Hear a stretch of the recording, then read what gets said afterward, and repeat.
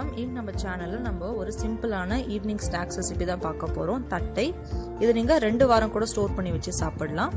ஒரு பேன் எடுத்துக்கோங்க. அதுல 1 கப் உளுத்தம்பருப்பை சேர்த்துக்கலாம். உளுத்தம்பருப்பு 2 ல இருந்து 3 நிமிஷம் மீடியம் ஃப்ளேம்ல லைட்டா நமக்கு ஃப்ரை ஆனாலே போதும். நீங்க ஹை ஃப்ளேம்ல சேர்த்தீங்கன்னா பருப்பு சீக்கிரமாவே தீஞ்சிடும். அதனால சாப்பிடும்போது நல்ல டேஸ்ட் நமக்கு கிடைக்காது. அதை லைட்டா ப்ரௌன் ஆன உடனே ஃப்ளேம் ஆஃப் பண்ணிட்டு இந்த மாதிரி நல்லா ஆற விட்டுருங்க. பருப்பு நல்லா ஆறுனதுக்கு அப்புறமா மிக்ஸி ஜார் எடுத்துக்கோங்க. அதுல நல்லா ஆறுன பருப்பு சேர்த்துட்டு கூடவே 1/2 கப் பொட்டுக்கல்லையும் சேர்த்துக்கலாம்.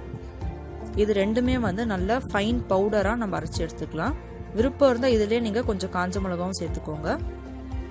இப்போ நம்ம இதை கொஞ்சமா ஜலிச்சு எடுத்துக்கலாம். ஏன்னா சில டைம் ஒழுங்கா நமக்கு அரைப்படாம இருக்க பருப்பு கூட இருக்கலாம். அதுக்காக இந்த மாதிரி நம்ம ஜலிச்சு எடுத்தோம்னா அந்த ஒழுங்கா அரைப்படாம இருந்த பருப்பு கூட இந்த மாதிரி வந்துடும். இதை நம்ம இதுல சேர்க்க வேண்டாம். இப்போ நீங்க அரிசி மாவு வீட்லயே பண்ணாதா இருந்ததுன்னா நீங்க ஒரு 3 நிமிஷம் வெறும் பேன்ல லைட்டா அதை வறுத்து எடுத்துக்கோங்க. கடையில நீங்க வாங்கின பேக்கெட்டா இருந்தா நீங்க வறுக்க வேணாம். ஏன்னா அவங்க ஆல்ரெடி வறுத்து தான் பேக் பண்ணியிருப்பாங்க. வீட்டுல பண்ணியிருந்ததுன்னா அதுல கொஞ்சம் ஈரத்தன்மை இருக்கும். அதனால நீங்க கண்டிப்பா லைட்டா ஃப்ரை பண்ணி தான் சேர்த்தாகணும். இப்போ 1 கப் அரிசி மாவு நம்ம சேர்த்துக்கலாம். 1 டீஸ்பூன் சீரகம், 1 டீஸ்பூன் பெருங்காயத்தூள், கொஞ்சமா கருவேப்பிலையை கட் பண்ணி சேர்த்துக்கோங்க. அப்புறம் 1 டீஸ்பூன் வெள்ளை எள்ளு நான் சேர்த்துருக்கேன். உங்ககிட்ட கருப்பு எள்ளு இருந்தாலும் நீங்க சேர்த்துக்கலாம். அப்புறம் 1 டீஸ்பூன் மிளகாத்தூள், 20 நிமிஷம் நல்லா ஊற வச்சு எடுத்துருக்கிற கடலைப்பருப்பை சேர்த்துக்கலாம். நீங்க சமைக்கிறதுக்கு ஆரம்பிக்கிறதுக்கு முன்னாடியே பருப்பு ஊற வச்சிட்டீங்கனாலே கரெக்டா இருக்கும். அதுக்கப்புறமா 1/2 டீஸ்பூன் உப்பு. நீங்க எவ்வளவு மாவு எடுத்துருக்கீங்களோ அந்த அளவுக்கு பார்த்துக்கோங்க.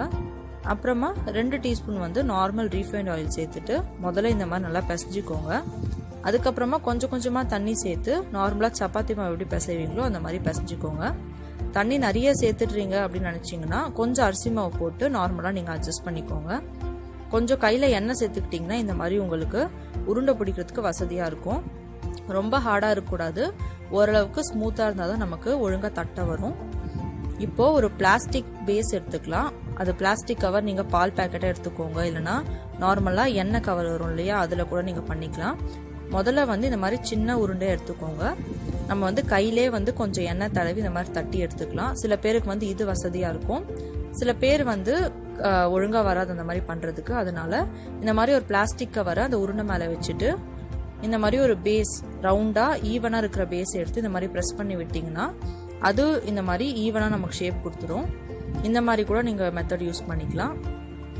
இப்போ எண்ணெய் நல்லா சூடாயிருக்கணும். அதுல கையில கொஞ்சம் எண்ணெய் அப்ளை பண்ணி தட்டையை நீங்க எடுத்து ஒன்னொன்னா ஃப்ரை பண்ணி எடுத்தீங்கன்னா நம்ம தட்டை ரெடி ஆயிடுச்சு. 2 ல இருந்து 3 நிமிஷம் ஆகும். ஹை ஃப்ளேம்ல வச்சு செய்யாதீங்க. எப்பவுமே சீக்கிரமா தீஞ்சிடும். அதனால இந்த மாதிரி பபிள்ஸ் எல்லாம் அடங்கின உடனே நம்மளோட தட்டை நம்ம எடுத்துடலாம். ரெசிபி ரெடி ஆயிடுச்சு. உங்களுக்கு இது பிடிச்சிருந்தா லைக் பண்ணுங்க, கமெண்ட் பண்ணுங்க, ஷேர் பண்ணுங்க. தேங்க்யூ ஃபார் வாட்சிங்.